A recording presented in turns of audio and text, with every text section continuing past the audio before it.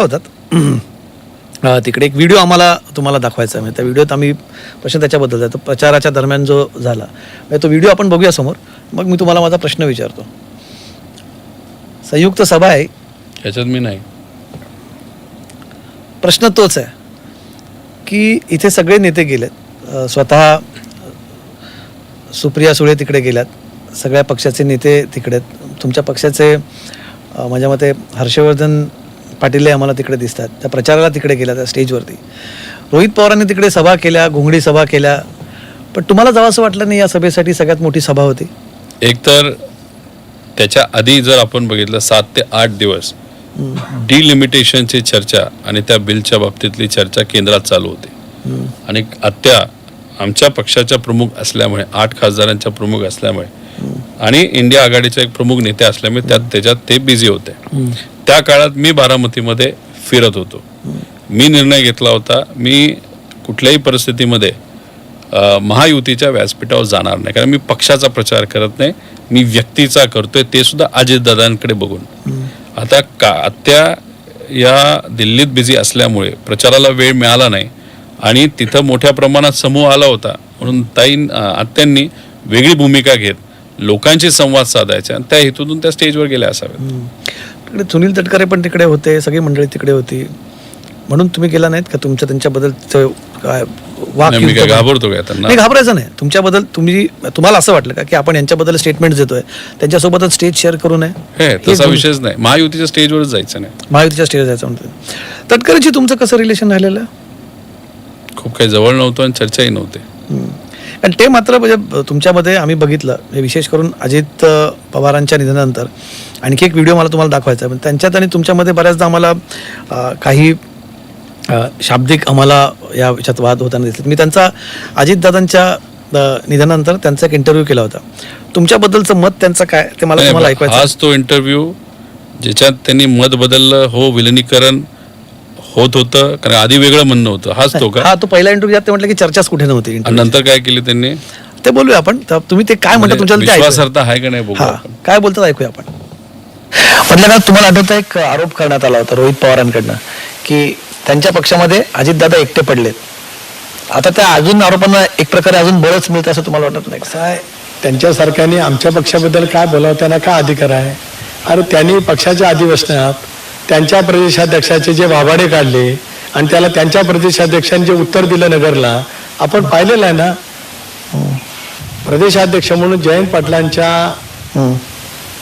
कार्यक्षमतेबद्दल जी आपण ज्यांचं नाव घेतलं ते काय बोलले पवार साहेबांच्या उपस्थितीमध्ये, त्याच्यावरती जयंतराव काय बोलले, अख्ख्या महाराष्ट्राने पाहिले. त्याने ते पहिले बघावं आणि मग आमच्या पक्षात कोण एका, त्यांचा काय अधिकार आमच्या पक्षाबद्दल बोलण्याचा? काय अधिकार, काय पुसतो, काय अधिकार आहे? आम्ही एकाकी होतो का सोबत होतो, त्यांना काय त्याचे वाटण्याचं काय कारण? ते तर दादांपासून अलगच होते ना. बिलकुल. हा, मग त्यांना काय बोलण्याची नैतिकता आणि नैतिक अधिकार? आमच्या पक्षात दादा एकाकी आहेत, सुनील तटकरे असं आहे की काय, हा बोलण्याची त्यांना काय अधिकार? त्यांनी त्यांच्या पक्षात काय चालेल ते पहिले समावं ना. कशाला दुसऱ्यांच्या बाबतीमध्ये फिगर आउट करावं? बोलावं ना. त्या नाही, त्यांच्या कुटुंबाचे सदस्य आहेत, त्यामुळे त्या याच्याने बोला. कुटुंबाचा सदस्य भाग वेगळा, राजकीय परिवार आहे. बघा कमलेशजी, तुम्ही ज्येष्ठ आहात, आपल्याला नम्रतेची विनंती करतो. आमच्या पक्षात डोकवण्याचा इतरांना का अधिकार? परिवार आहे ना. ठीक आहे. हा काय राजकीय परिवार नाही ना. हा राजकीय परिवार राष्ट्रवादीचा दादाने उभा केलेला परिवार आहे, आम्ही सर्वांनी मिळून. तुम्ही तुमच्या पक्षाबद्दल काय बोलला होता, तुमच्या प्रदेशाध्यक्षाबद्दल काय बोलला होता, तसं ते म्हणतात की तुम्हाला कुठला नैतिक अधिकार आहे बोलण्याचा? तुम्ही ऐकलं ते काय म्हणाले? काय बोललो होतो? काहीच त्या बोललो अधिवेशनात तुमचं जे मत, कुठल्या अधिवेशनात बोललो होतो? आता शिर्डीच्या काय वेगळी चर्चा झालीच नव्हती. कुठल्या बोलतात जरा त्यांनाच विचारावं लागेल की काय विषय आहे. का पवारसाहेब व्यासपीठावर असतील आणि मी जर चुकीचं बोललो असतो तर डायरेक्ट व्यासपीठावरनं मला भाषणाच्या माध्यमातून बोलले असेल तू चुकला. कुठं झालंय? काहीच झालं नाही. काय बोलतात? विषय असा आहे की जो माणूस आधी म्हणतो अरे चर्चाच झाली नाही आणि नंतर म्हणतो हो चर्चा झाली होती, किती विश्वास ठेवायचा यांच्या वक्तव्यावर? सुनील तटकरे चिडलेले वाटले जरा. हो, त्यांना आम्ही प्रश्न विचारला, असं होतं बऱ्याचदा प्रश्न विचारले की अवघड आणि खरा प्रश्न विचारले की माणसं चिडतात. पण मग त्यांची तुमच्याबद्दलची काय भूमिका आहे? तुम्हाला असं वाटतं की पक्षात असताना की ते म्हणतात की तुम्हाला नैतिक अधिकार नाही आहे, तुम्ही बोलू शकत नाहीत, परिवारात असताना त्यांनी परिवाराबद्दल बोलावं, राजकीय परिवार अजित पवारांनी उभा केला. नैतिकतेबद्दल ते बोलतायत आणि दादा गेल्यानंतर दुसऱ्याच दिवशी गोयल जे आहेत मंत्री भाजपचे ते म्हणतात की प्रफुल्ल पटेल हे अध्यक्ष झाले अजितदादांच्या पक्षाचे आणि नंतर पटेल रिटायर केलं, पियुष गोयल यांनी स्टेटमेंट रिटायर केलं, पत्रकारावर खापर फोडलं आणि मग 12 दिवसानंतर या दोघांचं पत्र येतं की अध्यक्ष नसताना कार्याध्यक्ष हा अध्यक्षासारखी भूमिका बजावायला. मग गोयल साहेब आणि या दोघांची बैठक झाली होती का? तर दादांच्या ऍक्सिडेंटच्या आधी झाली का नंतर झाली हाही प्रश्न पडतो. आणि ह्या लोकांनी दादांनंतर पार्टी ताब्यात घेण्यासाठी सह्या केल्या आहेत. नैतिकतेबद्दल हे बोलतात म्हणजे हे हास्यास्पद आहे.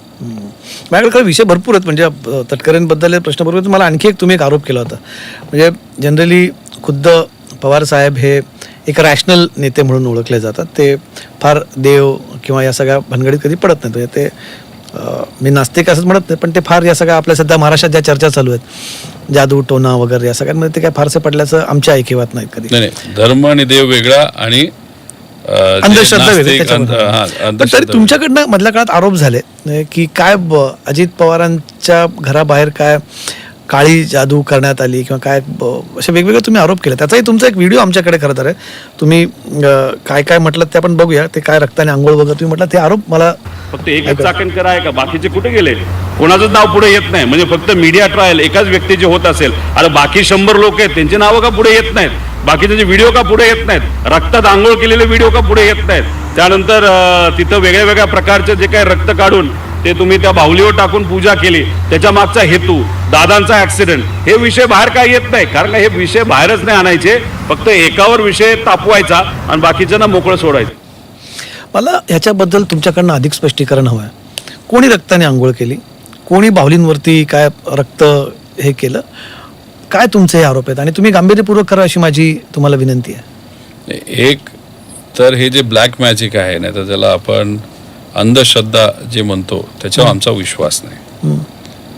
पण आमचं एक मत आहे की जर एखादा व्यक्ती ज्याचा विश्वास असेल आणि तो पूजा करत असेल, ब्लॅक मॅजिक जी असते ना ती कोणाचं भलं व्हावं याच्यासाठी नाही, दुसऱ्याचं नुकसान व्हावं यासाठी केली जाते.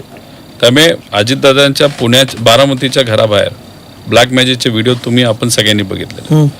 काटेवाडीच्या घरामागे एक बोकड कापून तिथं ठेवलं होतं त्याच काळामध्ये, हे आपण बघितलेलं आहे. मुंबईत पण पूजा झाली अशी चर्चा आहे.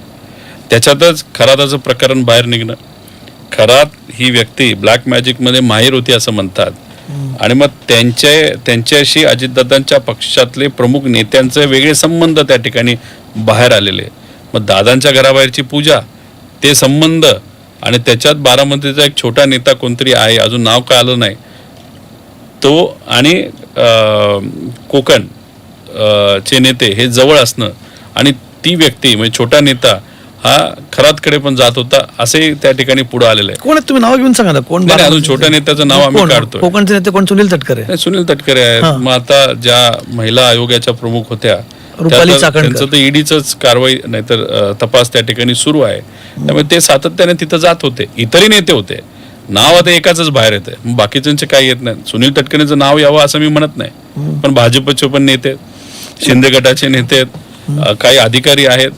मग एखाद्या सामान्य व्यक्ती महिलेचा व्हिडिओ बाहेर आला पण बाकी कोणाचंच काय बाहेर आलं नाही, याच्या मागचं राजकारण काय? पण मग तुम्ही असं म्हणतायत का की खरात, चाकणकर, तटकरे मग अजित पवार असं काही तुम्ही बिंदू जोडू इच्छित आहे का? तसं नाही. मग दादांच्या घराबाहेर पूजा की दादांचं भलं व्हावं यासाठी तर केली नाही ना, कारण ती ब्लॅक मॅजिक होती.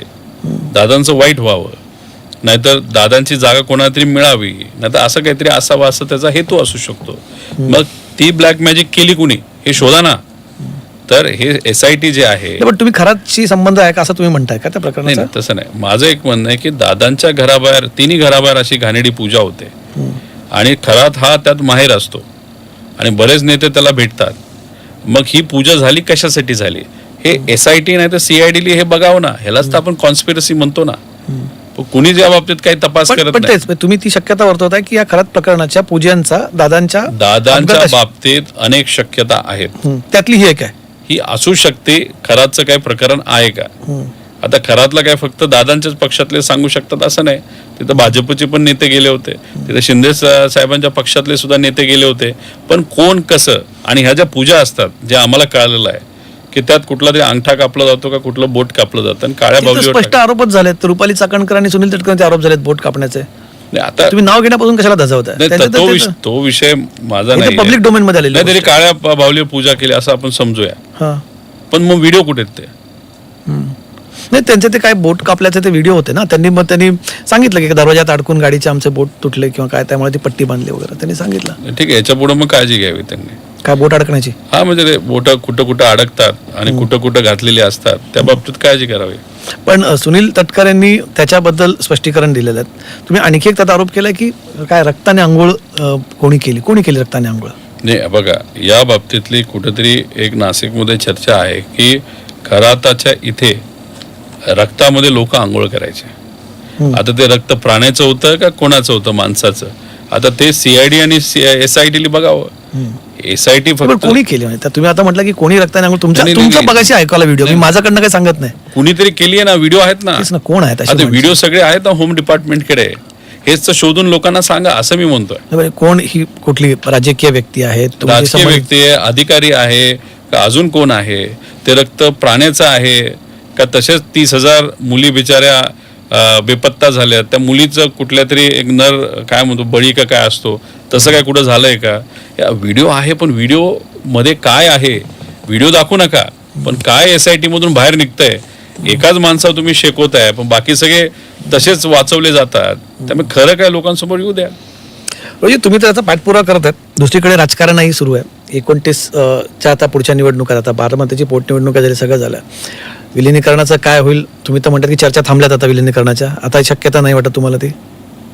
भाजप बरोबर राहून तो पक्ष जर आम्ही त्यांच्याकडे येईल असं त्यांना वाटत असेल तर मला वाटत नाही पवार साहेब ते होऊन देतात. पण ना, अशी चर्चा मधल्या काळात आम्ही जी कानावरती यायची ती सांगतोय की आमच्या पण सोर्सेसमध्ये किंवा पॉलिटिकल सर्कल्समध्ये किंवा जर्नलिस्टिक सर्कल्समध्ये चर्चा असायची की सत्तेत तुम्ही पण जाणार, तुमचा पक्ष सत्तेत जाणार.